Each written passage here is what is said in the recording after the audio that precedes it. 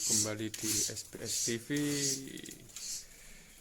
Untuk konten malam ini kita mereview teledekan asli lokal Banyuwangi untuk membedakan cara antara teledekan gunung dan bakau.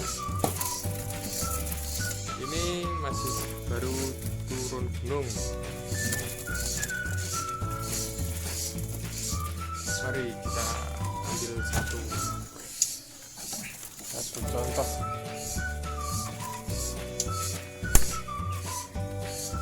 Untuk teledekan Gunung Banyuwangi khususnya lokal bisa dilihat dari segi warna. Birunya agak keputihan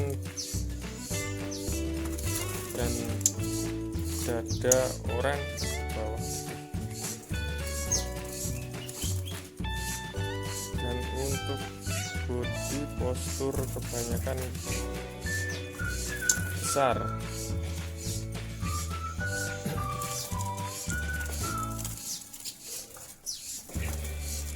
Ini bosku, stok baru turun hutan ada beberapa ekor, dan untuk tahap pengkondisian yang baru turun dari gunung lebih baik ditempatkan dulu di kandang yang tidak ada sekelibatan orang.